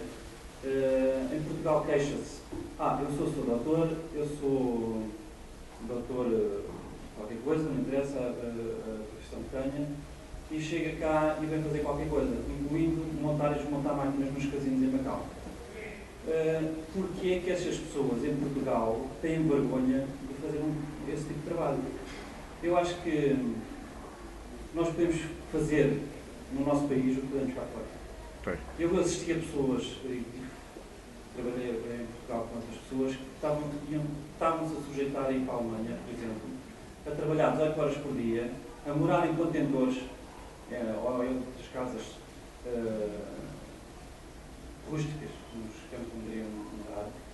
Em Portugal tem vergonha de fazer isso. Estas últimas viagens que tenho feito a Portugal, todos dizem: Portugal está mal, a culpa é do governo. Eu acho que a culpa é de quem lá está. Quem saiu à procura de melhor vida, não sou contra isso. Eu acho que o povo está desmotivado. A culpa é do governo, mas também acho que é muito da população em si que, para se revoltar contra o governo, vai buscar a energia toda que tem e os recursos todos que estão acessíveis, não é? Deverá haver uma maneira de motivar as pessoas a produzirem. Eu fui ao Algarve, as figueiras estão caídas, ninguém trata das figueiras. Os campos estão por tratar e as herdades do Alentejo, junto à fronteira espanhola, estão a ser exploradas pelos espanhóis. De quem é a culpa de tudo isto? Não é só do governo, não, penso eu. É isso. A economia em Portugal está mal, é por quem lá está. Causado por quem lá está. O governo tem muita culpa, sim, senhor. Eu acho que eu por vezes assisto a programas que passam na RTP Internacional e nos canais portugueses aqui em Macau acerca de ciência e tecnologia e de novas iniciativas. Eu sou do Conselho de Cascais, em Portugal. Tem existido uns certos incentivos da parte da Câmara Municipal de Cascais, Sintra e Ascoleiros, criaram uns núcleos para microempresas que cada pessoa individualmente pode criar a sua empresa com um custo muito reduzido. Eu acho que todas as pessoas poderiam ter, porque eu chego lá, há muita coisa por fazer. Portanto, se antigamente se faziam, hoje em dia não se faz porquê. Então há falta disso, não é? Esses serviços, essa motivação. Mesmo assim veio para cá, pessoal. Não, eu vim para cá, para a minha vida privada. Eu sei, não voltei nisso. É uma brincadeira de mau gosto. Eu tinha o meu próprio negócio lá, que eu vendi, infelizmente a pessoa que eu vendia não deve dinheiro hoje em dia. Vendi a minha casa, vendi o meu carro, não porque condição financeira, a minha vida lá era melhor. Mas só para rapidamente, quanto ao primeiro ponto, portanto, quanto ao que agora está tudo, o povo está unido contra o governo, será que há tempos a doutora Lino Beleza juntou também todos os médicos e enfermeiros e tudo, enfim. Aí, portanto, a oposição devia também dizer qual era a alternativa perante a situação da agência do trabalho, mas não o diz. Por outro lado, realmente, aquele produto foi mal apresentado, enfim, mas não vou mais nisso. Quanto à questão dos portugueses no estrangeiro, enfim, rapidamente, é porque as pessoas têm que ir embora, rapidamente é o seguinte, nós cá fora não é só coisas dependentes que fazem, os portugueses cada vez mais têm lugares de relevo cá fora.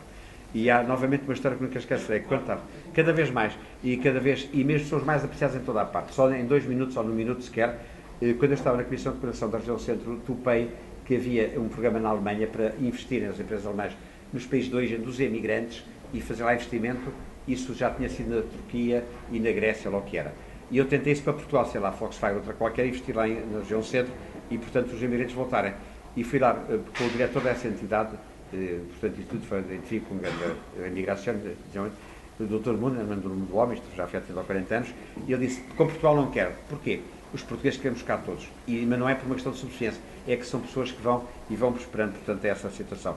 A última nota, só que notei este ano também, precisamente no Algarve, começam novamente as pessoas a apanhar os figos. Portanto, e cada vez mais, portanto, há pessoas que estão a rolar a terra porque quando há crise é o único consolo da crise, começam novamente a cultivar as terrinhas. Bem, eu peço imensa desculpa, mas também sei que às 9 horas há outra coisa e muita gente quer ir para lá, muitos já foram, aliás, e é uma pena deixar o Dr. Porto a falar sozinho. Por isso, mais uma vez, quero agradecer-lhe penhoradamente em nome da Fundação. Foi um gosto tê-lo cá, é um amigo e um mestre, como eu costumo dizer. E conto convosco nas nossas próximas iniciativas. Convido-vos a visitar a nossa página web, a qual procuramos ter sistematicamente atualizada com todos os nossos eventos, não só ao nível do direito, mas também ao nível das exposições que vamos tendo aqui e outros tipos de iniciativas mais culturais. Muito obrigada a todos e há café, não sei se querem.